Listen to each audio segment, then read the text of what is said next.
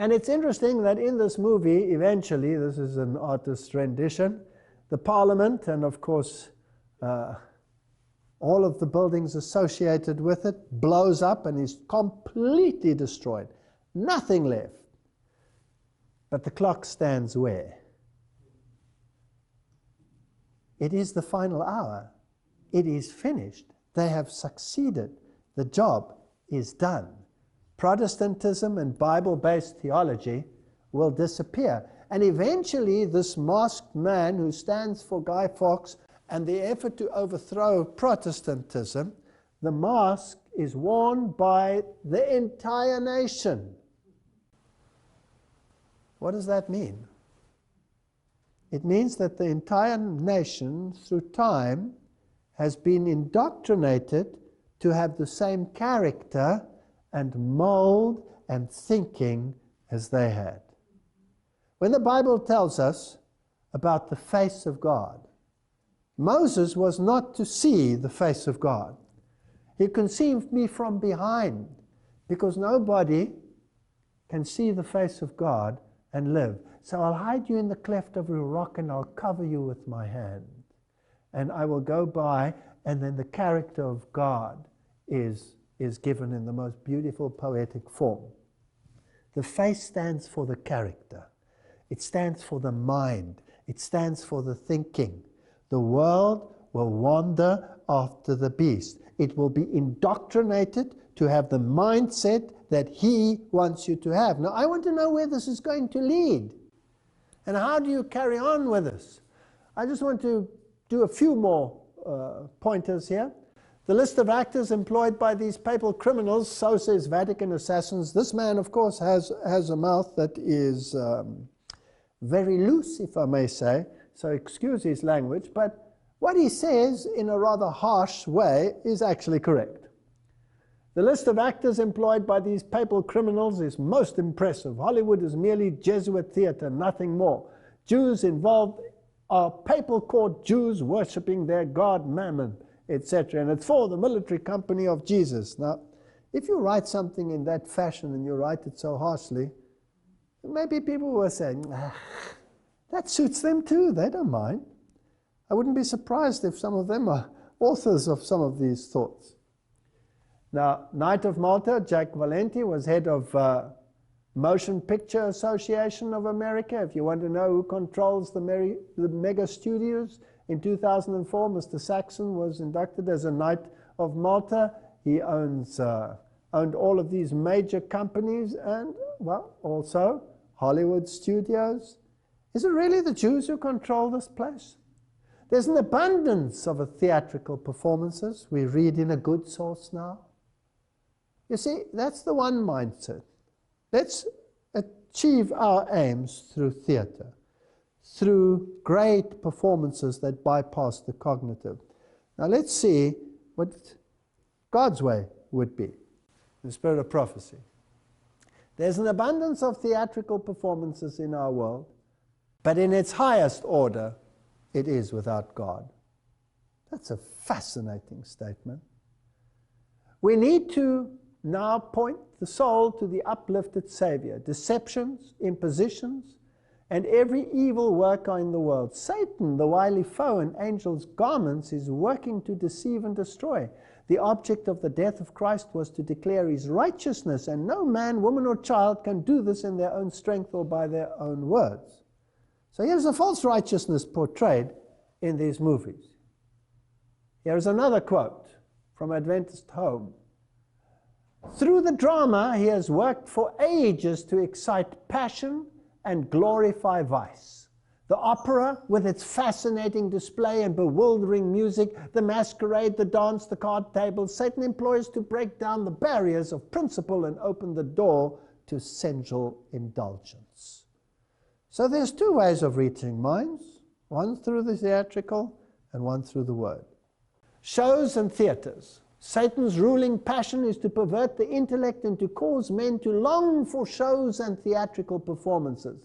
The experience and character of all who engage in this work will be in accordance with the food given the mind. The Lord has given evidence of his love to the world. There was no falsity, no acting in what he did. This is interesting. So we have two contrasting mindsets. Which one do you think will be the more popular in this world? Well, hands down.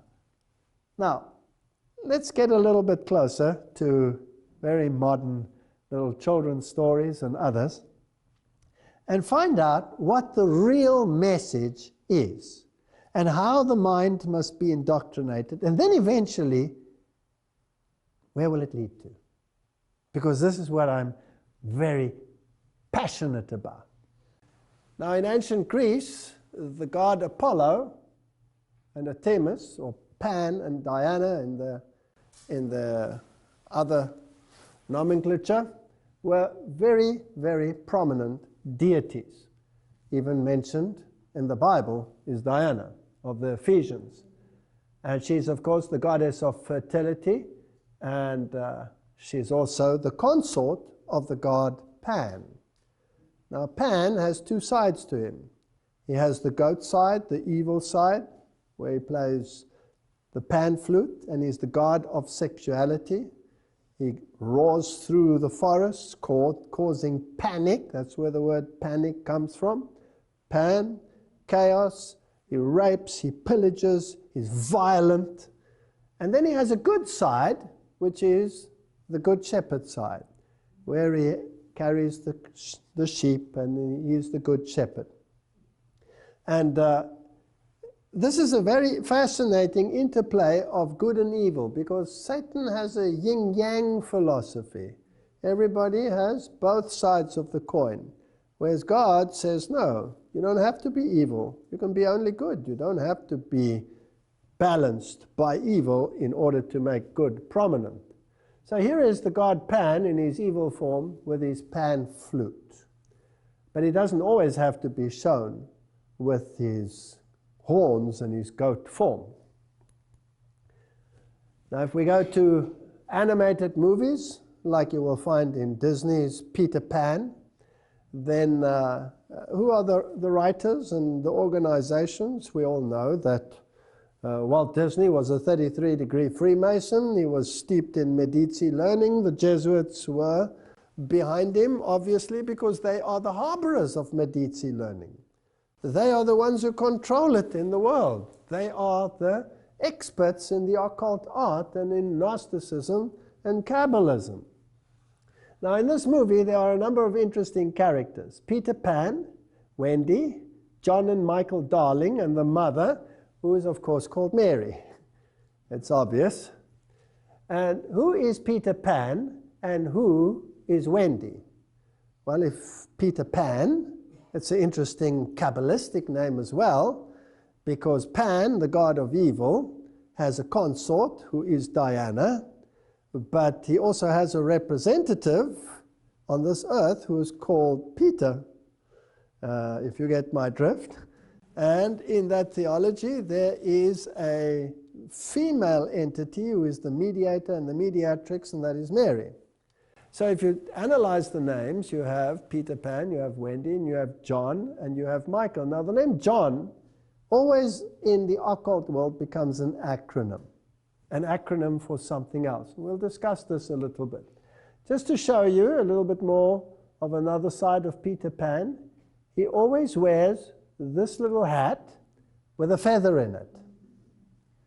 Now, it's actually a replica, and well, we don't have to go into all the details. Just remember, Peter Pan has that little hat on his head, and he has funny ears, and obviously he's alien. He's not from this dimension. And there are the three little children, John, Wendy, and Michael. Now, let's have a look at the personalities. This you can find on any web page. You don't have to be a rocket scientist to find this. John is shown to be extremely sophisticated despite his age. He often speaks in a sophisticated way, which his younger brother, Michael, usually mimics and repeats, although simplistically, in a stupid way, in other words. For example, John, "Oh, I should like very much to cross swords with some real buccaneers." Michael, "Yeah, and fight pirates too." Obviously, it's one and the same thing. The one is just sophisticated, the other one is not sophisticated. Now let me take you to heaven. In occult thinking, who's the older brother in heaven? Satan. Who's the younger stupid brother in heaven? Jesus. What's his other name? Michael. Okay. Now it's also interesting that this younger brother shows interest in piracy, which may explain why he plays the part of Captain Hook. Now is Captain Hook the good guy or the bad guy? He's the bad guy. He's the evil one.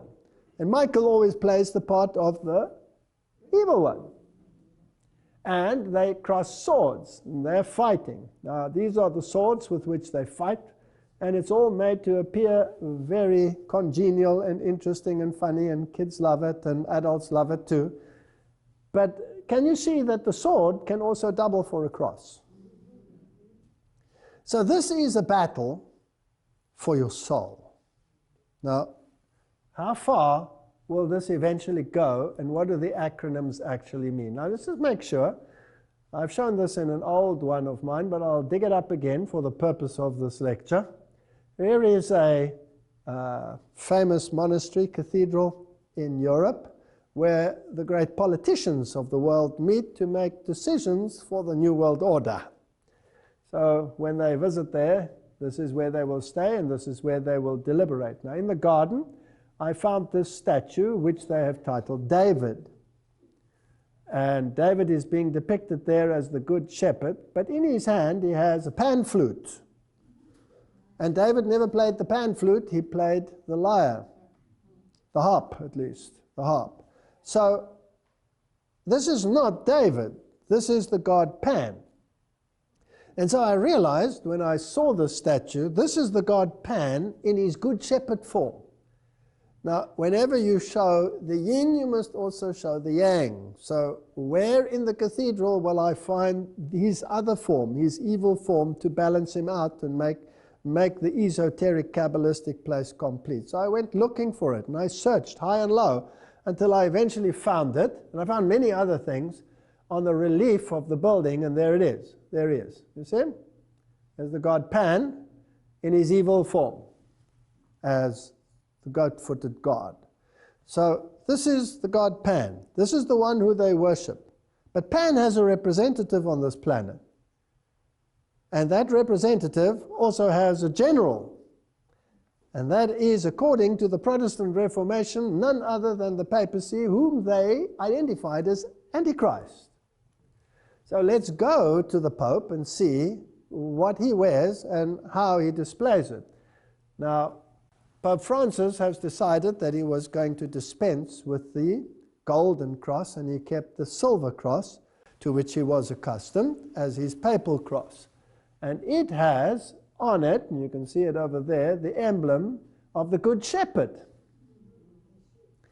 Now the question is, because there are the sheep behind it, and there's Juno the dove, which is pagan form of the deity Juno, and is not a symbol of the Holy Spirit.